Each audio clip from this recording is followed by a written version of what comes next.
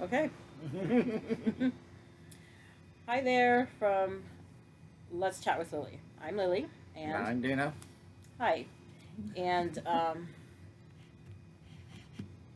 just going to put this a little more towards me since I'm the star of the show.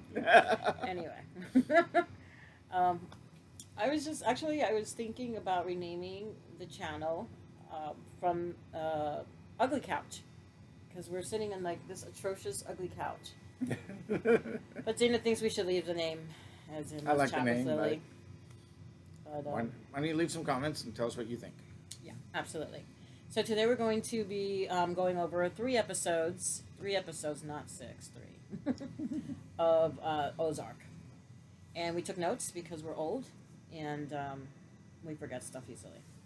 So here we go. The first episode, the second, we're up to the second episode of Ozark, and it's called Blue Cat. And when we left the first episode, they'd just gotten to the Ozarks. They're kind of overlooking the lake, so they've just gotten there. So this episode opens up. They're sleeping in a cheap motel. Mm-hmm. They have the $8 million in suitcases, and the kids don't know about the money. Right. Um, so they start setting up a plan. Mm-hmm.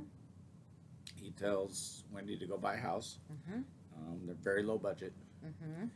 And he's going to go and start searching for businesses to invest in, start laundering money. Right. And he leaves the kids with strict instructions not to leave the room because not to leave the room and not to allow anybody to enter the room. He doesn't tell them that there's $8 million in there, but he tells them, do not, under any circumstances, leave the room unattended or allow anybody to come in. So let's see.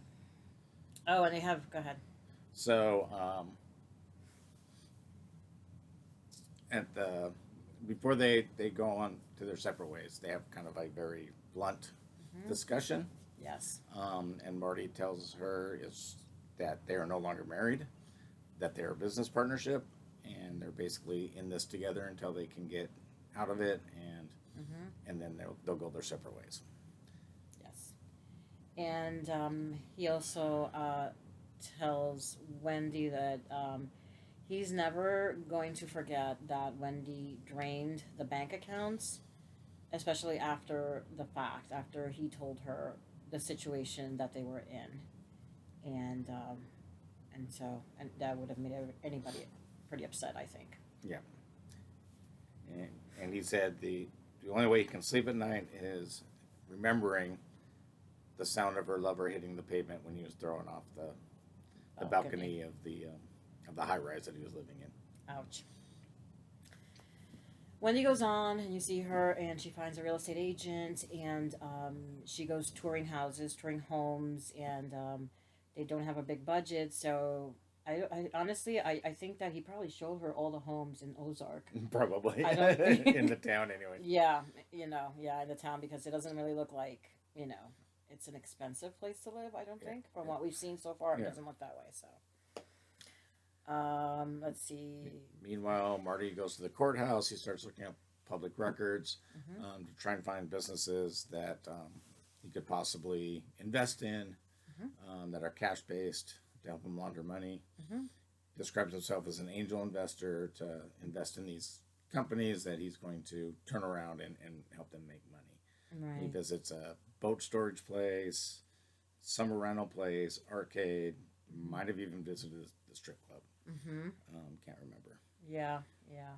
And they show poor Wendy looking at really horrible homes.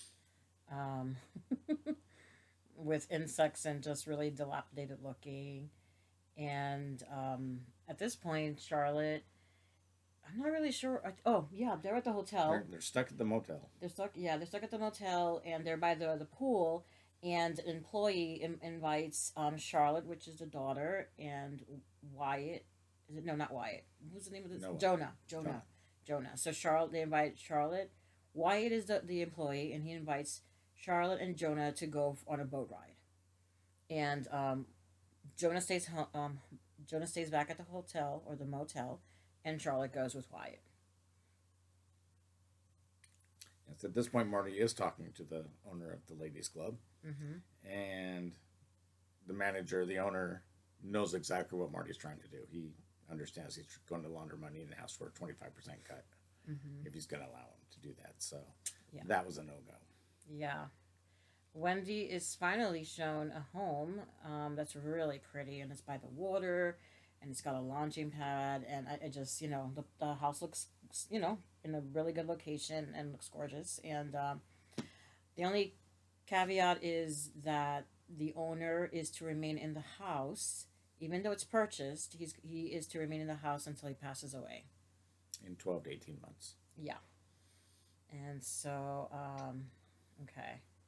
From there, we see Marty, and Marty is eating a sandwich, and he's by the water, by the cliff, and he's eating a sandwich, and he's looking at the water, and then he walks over to the cliff, and he drops his sandwich, and he watches the sandwich go down and bounce off the cliff and into the water, and we're thinking at this point, is he considering suicide? Yeah. Is he considering, going that way? Okay. Oh, yeah. So the Jonah, who's now alone in the motel and bored and nothing to do, decides to take his laptop and kind of explore the town to see what's out there. He wants, his sister left, so he wants to leave too. And he meets up a friend, and eventually find that the friend gives him like this little knife. Yeah, a little pocket knife. A little pocket knife. Let me just go back and say that Wyatt is not the only family member of the Langmores is working at the motel. Ruth is working at the motel too. So I just want to throw that in there because I think that's kind of significant. So Wyatt ends up borrowing a boat, but he doesn't tell Charlotte. So he makes it seem like it's his boat, and I don't even think it's even discussed whose boat it is. No, I guess she just assumed, or whatever. Yeah. So then the police boat comes up behind them, and he throws Charlotte off the side. Doesn't want her to get caught. He knows he's going to get caught. Of course she gets caught. Right. I think he threw her off the boat as a distraction so that the police boat has to, rescue her. Could be. I mean, they know who it is. Right. They eventually get, so arrested. They're both arrested. And, of course, the parents are called, and the sheriff starts telling Marty and Wendy, since they have money, Wyatt's family doesn't have money. They're very poor. They're very well known. They're small-time thieves and criminals in town. Right. And they don't have any money. They live in trailers and stuff like that. They tell Marty and Wendy that they look like they have plenty of money and they will have to pay for the damage to the boat.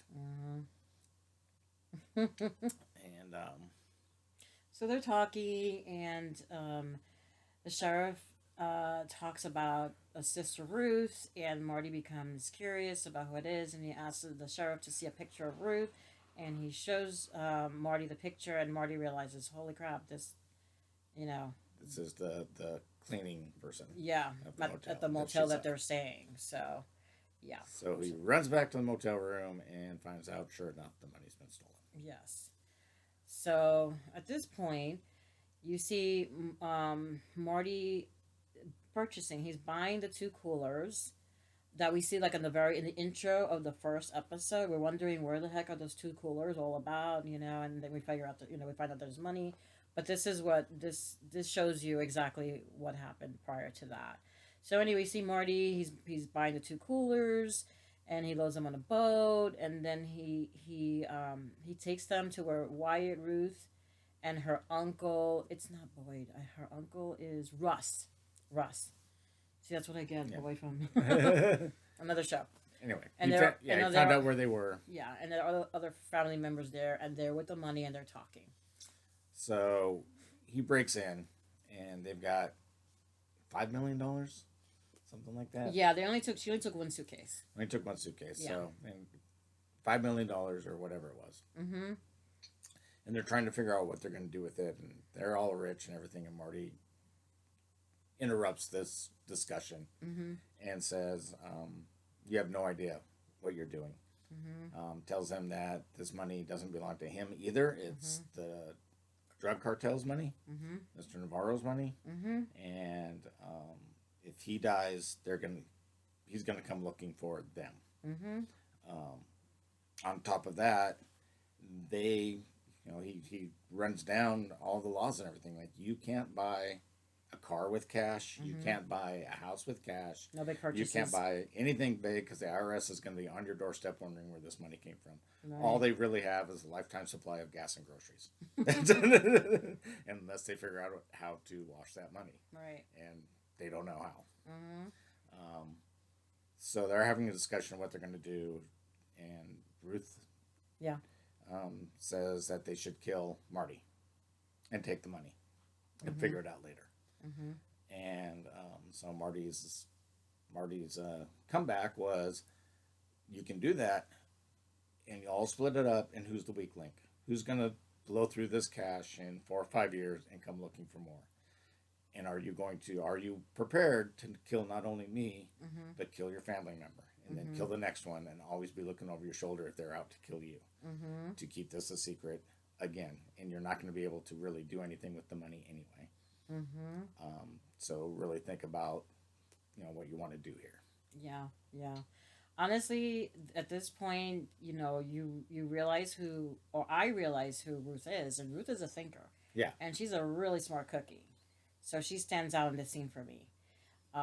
So anyway, her uncle Russ, he's angry and he realizes that Marty's right, but he still wants some. He wants some money. So he takes out he instructs somebody to take 20,000 out of the bag, and Marty takes the rest. And that's when he puts the money in the coolers, and then you see what goes on in episode 1, where he takes the cooler and hides the money, which actually we still don't know where that is. Right, exactly. But we will in the future. Okay. Now we see the FBI forensics team. They have discovered the bodies in the barrels that were killed in episode 1.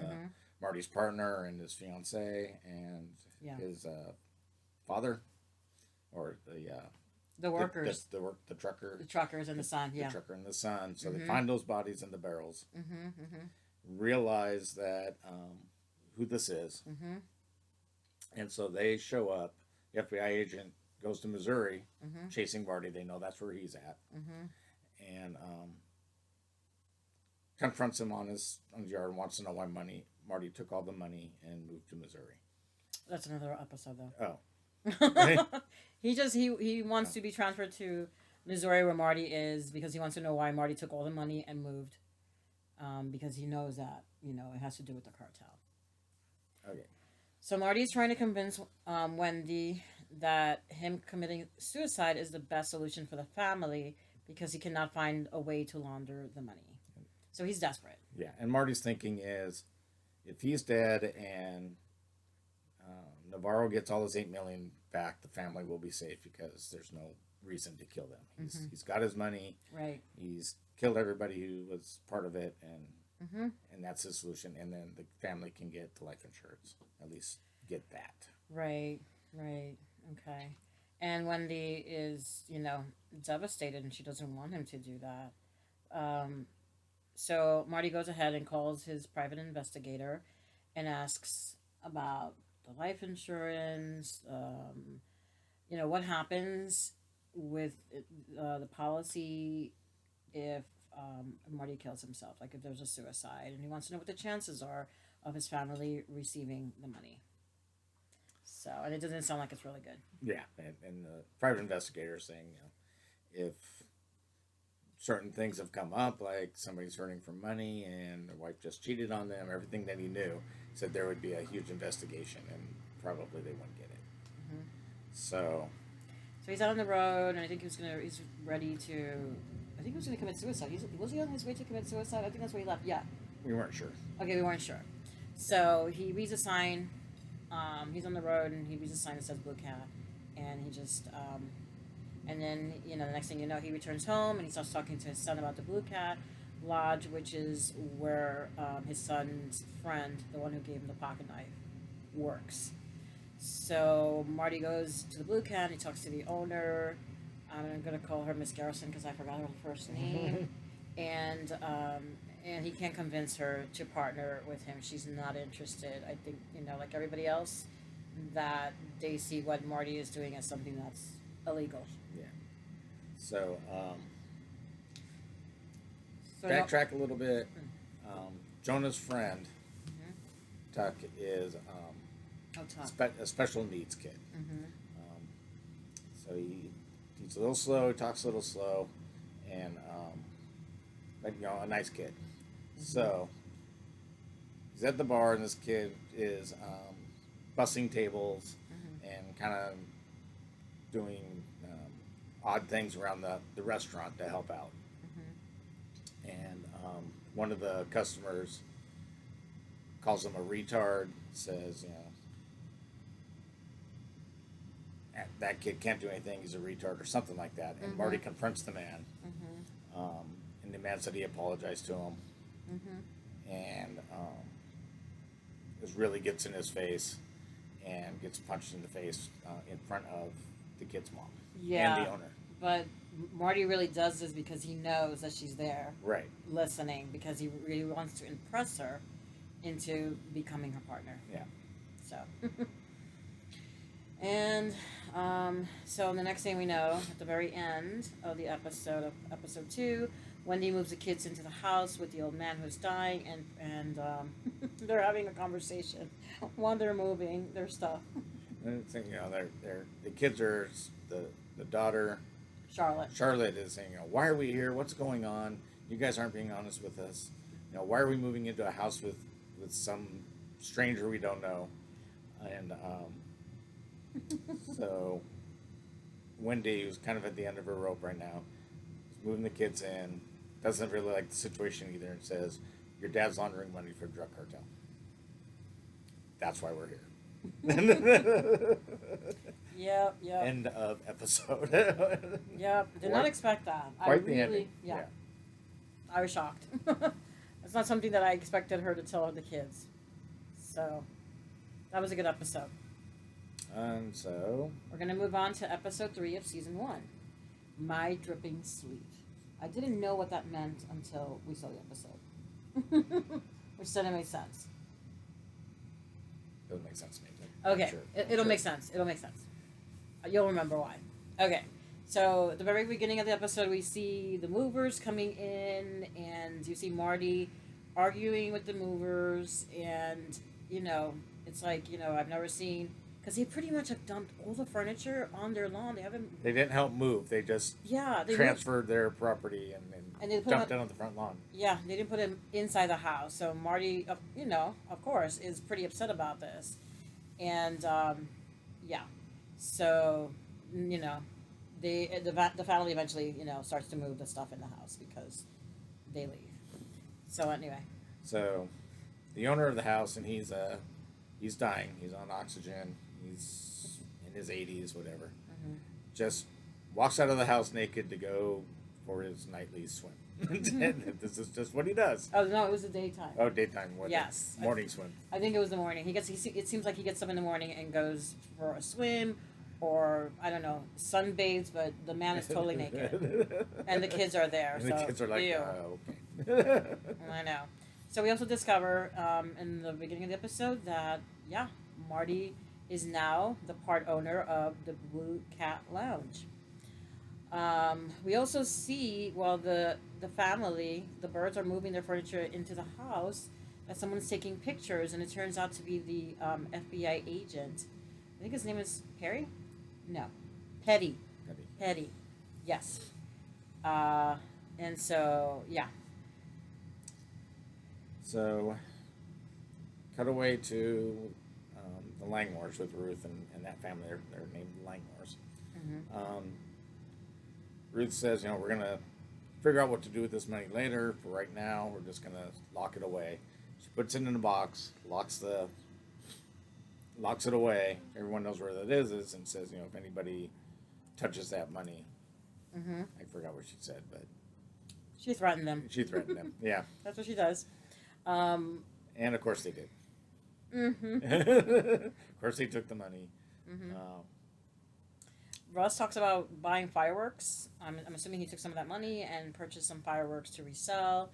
And one of the things that Ruth does tell them is to be quiet about Bird's $8 million because she doesn't want the other town thieves to know about it. To know about it. So So at the Blue Lodge, Marty is making moves to launder the money. He's making big purchases, and he's planning to lower the gas to control the market. Yeah. So they can get a lot of money. He wants the extra traffic coming in. He's saying anybody who fills up gets a $5 burger.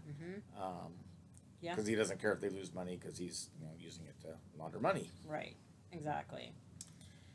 So we find that Wendy is being followed. She is driving, and honestly, I don't know if she was driving anywhere, but she was driving, and she sees that somebody's following her. She stops at a supermarket, and the car stops pretty much right beside her. So someone's following her, and we see two dudes in the car. So at this point, I'm assuming that it's the cartel that's following Wendy. Yeah. So. So Ruth, knowing where Marty is, set up to, start laundering money, goes in and threatens him for a job. Says, "You owe me a job because you got me fired." And he says, "No, you got yourself fired." So They go back and forth. They argue. go back and forth. They're arguing, and Ruth is basically threatening to expose him. So Marty says, "Come with me." Gives her a cash deposit into a night drop of the bank. It says, "Here, deposit this money," and she deposits it. And so Marty, knowing the bank laws, says, "You just committed I forgot what he called it, but an illegal act." Yeah. He said, now you're an accessory. You have deposited the money, and the feds consider that now you're an accessory because you knew what you were doing, and it's all on tape from the bank's surveillance cameras. Exactly. So now she feels kind of trapped. Yeah. But she's like, do I still have a job in my house? Yeah. She doesn't care. She doesn't care. He's like, if anything happens to me, if I'm arrested, you're arrested. So now we're in this together. Right. So he goes, well, do I get a job or not? Yeah. So he gives her a dishwashing job. Yeah, which, the owner of the Blue Cat, Rachel, it doesn't, she protests to that, but anyway, so Charlotte goes on, she finds she gets a job interview. And she goes to the job interview, and it's going really well. And the next thing you know, so she's facing, I think, or she sees that Wyatt passes by the store that she's inside. And, sorry, I'm not even describing this well, but she's inside a store. And I think she sees like a reflection. And Wyatt skateboards by. Yeah, I think she sees a reflection or something, and she sees that it's Wyatt. And so she interrupts the interview and goes outside and punches Wyatt, and then goes back to Marty's car. He's the one who escorted her to the interview. She never goes back, and leaves. And leaves, yeah. And Marty says, "Good shot," because he knows it was the guy who was arrested. Yeah. Meanwhile, Jonah is, now that he knows that his dad is laundering money for the cartel, he pulls up videos of what the cartel has done in Mexico and the murders and stuff that they have online. So, cut to Wyatt and Ruth are having conversation, and Wyatt, is sharing his plans with Ruth, and not his plans, but sort of his dreams, and says, "I'm going to leave town, and can I have some of the money so that I can leave?" And Ruth tells him that, she's in this and she's got a purpose, why she's working, with Marty, and that they'll be making more than $30,000 when this is all said and done. So back to Marty and Wendy's house, and they hear a noise outside. They hear vultures, or Wendy does anyway, and somebody threw what looked like a dead deer, could have been a coyote, a dead animal in their front yard. And she was, knows that somebody did that on purpose. So we see FBI agent Trevor Evans. There's several. I think there's mainly two FBI agents. So FBI Trevor Evans shows up to the Bird's home, and he's talking to Marty, and he tells Marty that he's looking for his partner, the one who died, and they found in barrels. His name is Bruce Lydell, and he asks Marty questions about phone calls that transpired between Marty and Bruce. And Marty is sort of giving him the runaround and pretty much lying to him and making it seem like Lydell was the one who was connected to the cartel. And so Evans tells Marty and Wendy that Bruce was working as an informant for the FBI, which we kind of, well, he figured, Dana, understood it differently than I did the first episode. I didn't think that he was. I thought that they were thinking about hiring him as an informant. But so we find out that he was working for the FBI. And we also know, as this FBI agent is talking to Marty, he's asking him, when did you talk to him last? And he said, I think it was Tuesday, and it was. And he goes, what time? Oh, I don't remember. Well, it was 11:40 something at night. It was, middle of the night. Mm-hmm. And so, the FBI agent's like, you talk to him for 1 minute and 12 seconds at 11:47 at night. What was said. Mm-hmm. And so he knows that something weird happened if you don't make business calls at midnight. Right. And so Marty said, he just left a message saying there's something wrong. That's the last I talked to him. That's the last I'd seen him. Because I dissolved the partnership because I thought Bruce was doing something illegal and I wanted to get out. Right. That was his story. And that's when the FBI agent said Bruce was an informant for us, by the way. Mm-hmm. So, we know what was going on. And you know what's going on. And you do as well, Wendy. And stop trying to pretend otherwise. So that was a really interesting conversation. And then when Evans leaves, Wendy turns around and asks Marty, "Are you okay?" And then Marty responds that he's getting used to being betrayed. Yeah, that was like an ouch moment because he was referring to her as well. So yeah. So Wendy has been on a quest for organic pistachio ice cream for most of this episode and part of last episode for Charlotte, who doesn't deserve it in my opinion. And finally found a place that supposedly had it, and she gets there and they don't have it. Yeah, she's cold.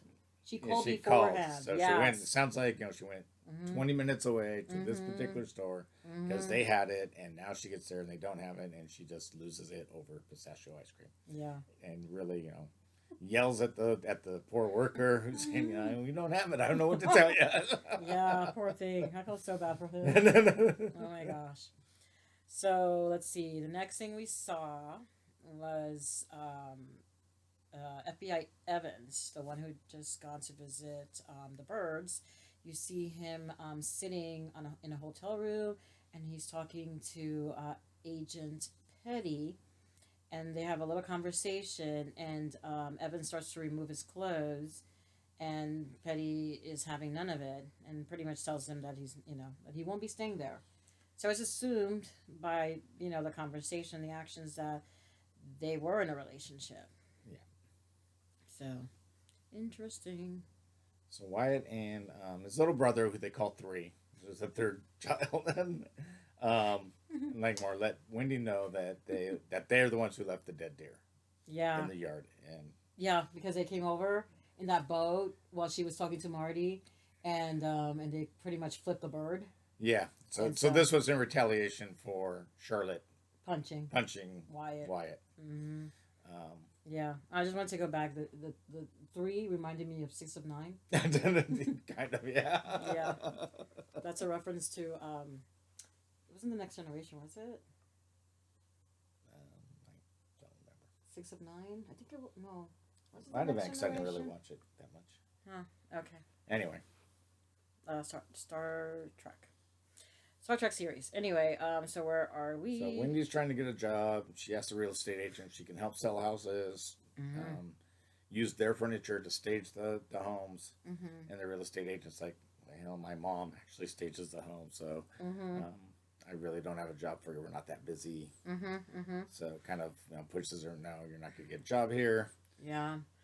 So next thing you see, it's nighttime. Marty's exhausted, and he just leaves. He's so tired, and he just goes out and he takes out the boat, and he falls asleep. I mean, he's like, you see him, and he's like washing his face, trying to stay awake, thinking, and talking to himself, and he falls asleep. And it's the next morning, and he hears something coming over, a megaphone, bullhorn type of thing. Mm-hmm. And he tracks it down, and he finds a church service being held with boats. Mm-hmm. Instead of people going to church, they're in this little cove, and there's a preacher there. Mm-hmm. So that's their church service, Mm-hmm. I guess, for rich people with boats.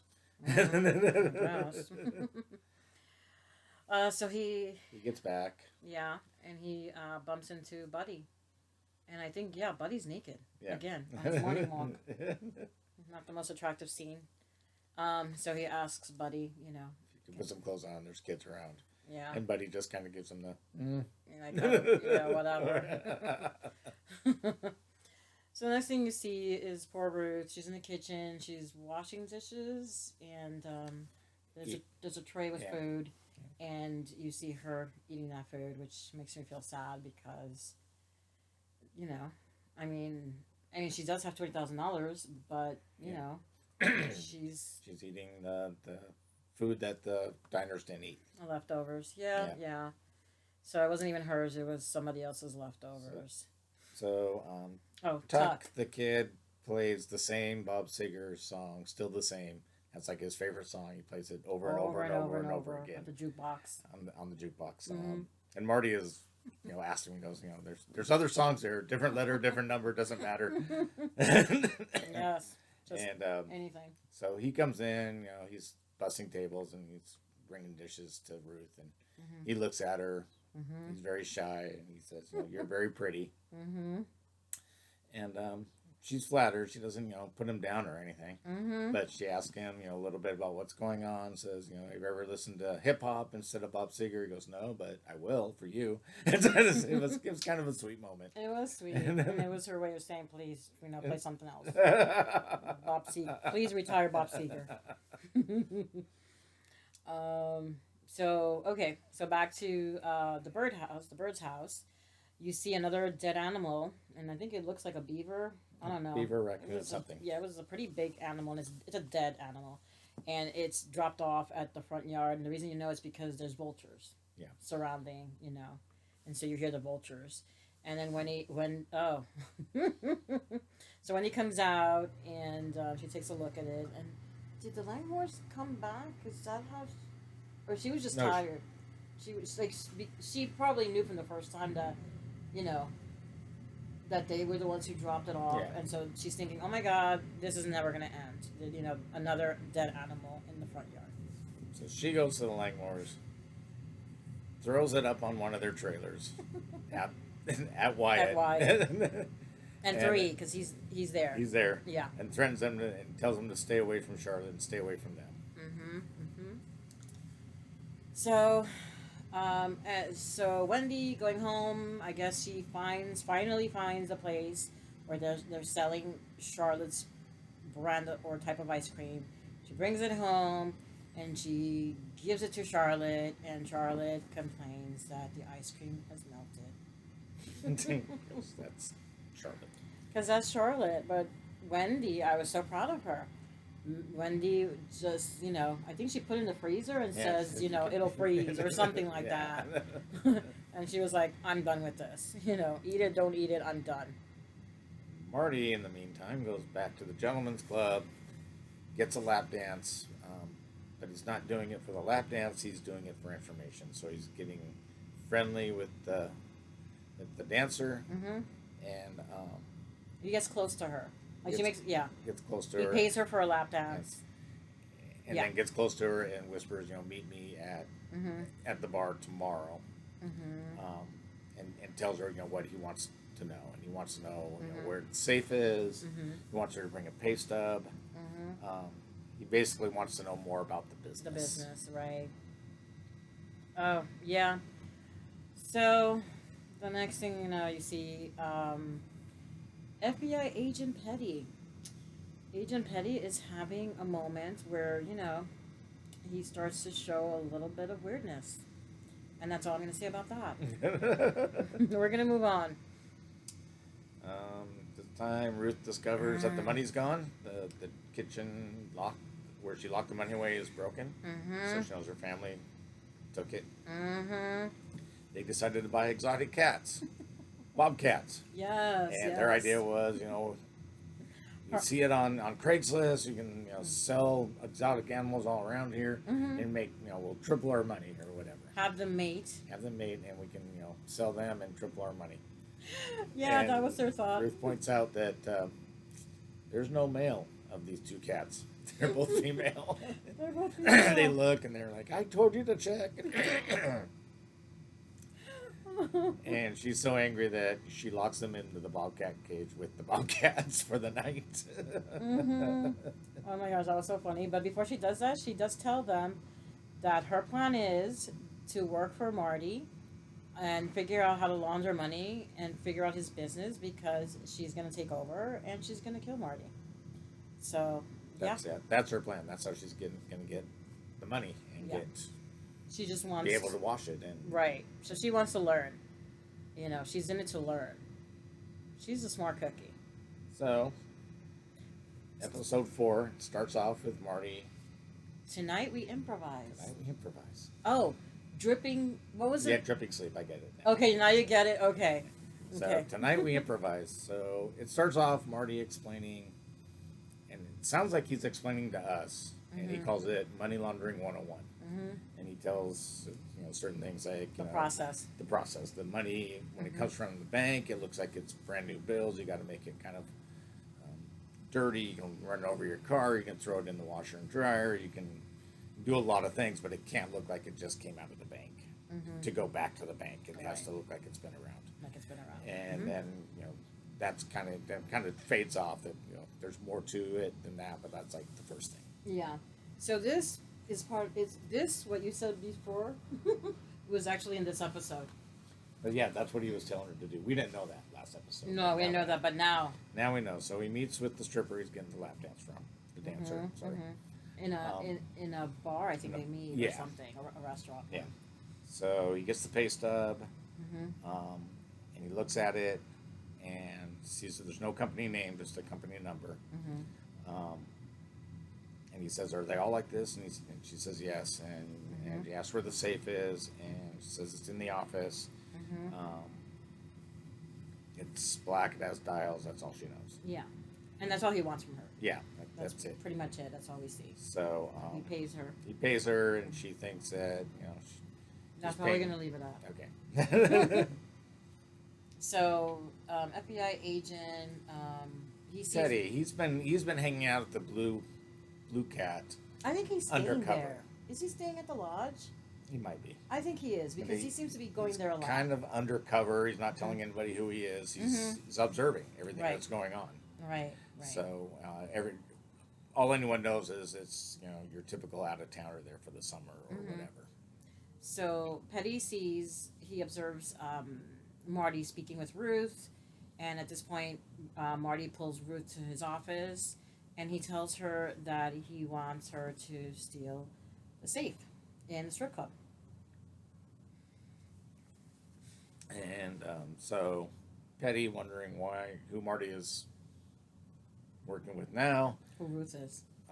He pulls up Ruth and his uncle, their rap sheets, and so he's trying to get a picture of what's going to happen. And he sees that, they're both criminals. And Uncle Russ has been to prison. So, and he smiles, which I thought was kind of weird. I was like, why did you see that made you smile? Whatever. So the next thing you see is Ruth interviewing with the owner of the strip club. And let's just say that he's not a pleasant guy. He pretty much takes her apart physically and sort of, gives her the runaround. And I think it's weird. I feel like he was trying to make her feel ugly, and not worthy. Yeah. Of,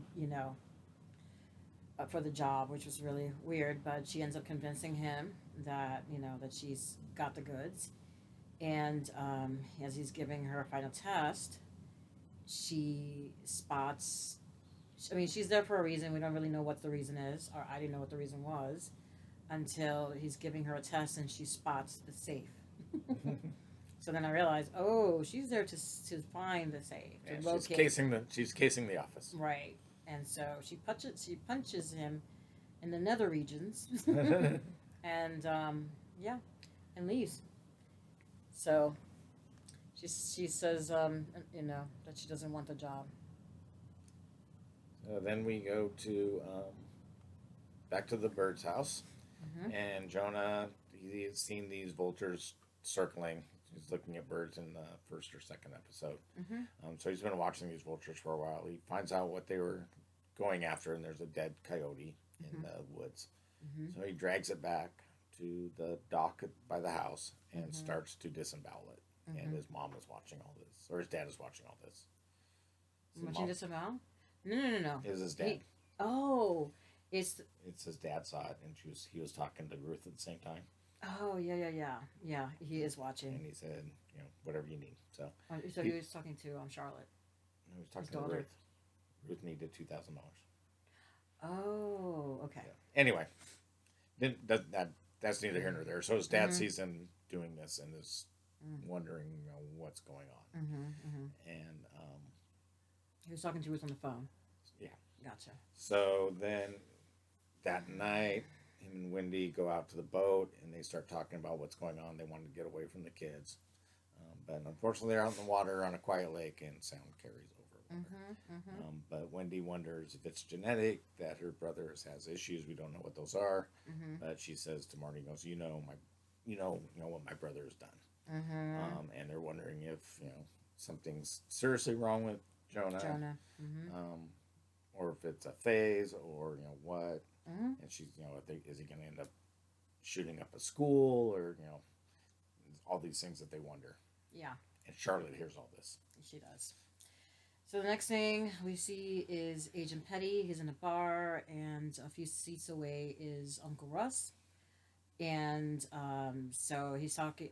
Petty's talking to the bartender, and he's talking about fly fishing, and who can he hire.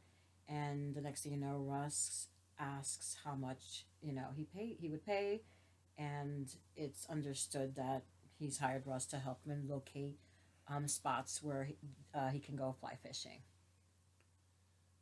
So they confront Jonah about the dead animals, and Jonah says he's just bringing them to attract and study vultures, because he's very interested in the vultures. Says when you disembowel them, they come down like 30 miles an hour. So he knows a lot about vultures, and he just likes to see the vultures at work. Right. And that was it. That was all his deal was. Yeah. So, yeah. Okay, so remember that Ruth asked Marty for $2,000, and she pretty much doesn't tell him what it's for. But it's for stealing the safe, or it's assumed that that's what it's for.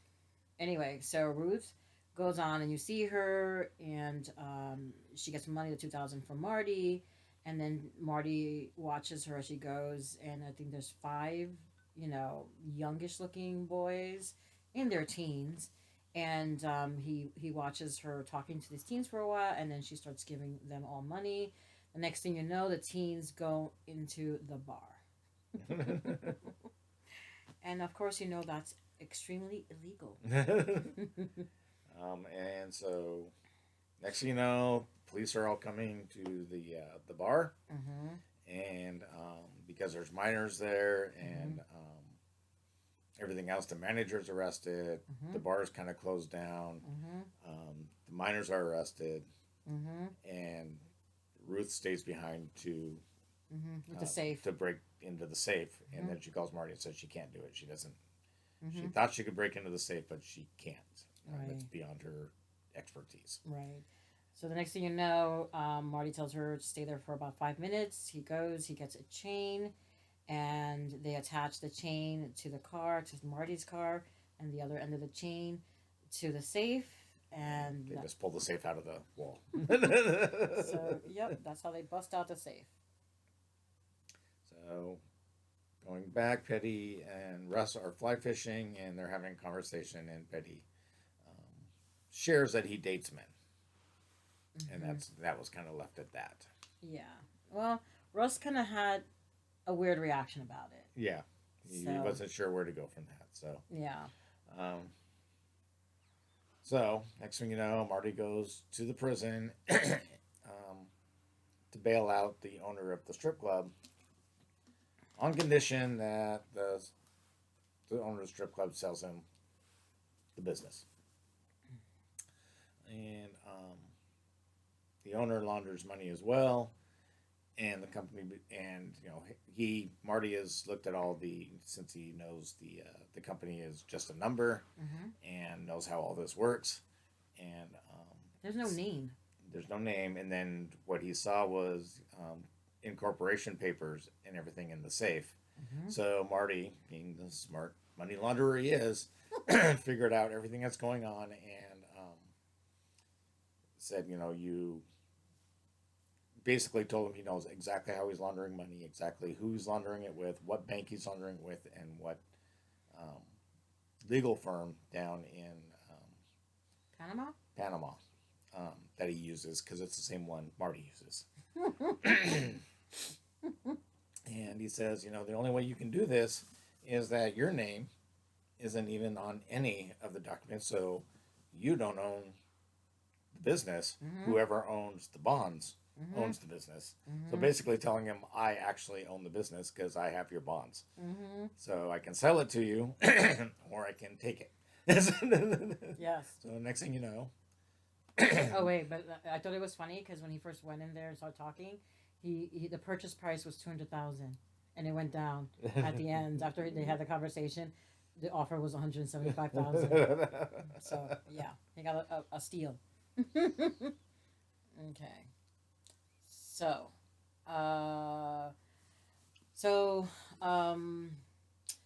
Betty drops Russ off at his house after the fly fishing.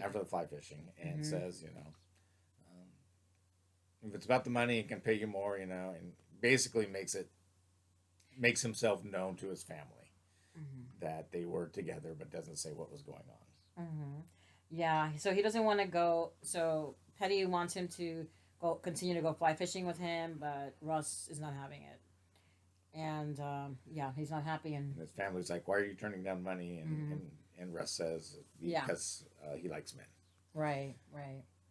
So, I think that Wendy was out in the yard. I'm not sure what she was talking doing. to somebody. Yeah, and Marty's back in the kitchen, and he sees Wendy's phone, and he flips it open, and he sees that Wendy's made several calls to an unknown caller, and he's curious. And as far as I can tell, there was three phone calls made, but that was just what was there on the screen. And so he calls, and he finds out that Wendy's been calling the phone number of her dead lover.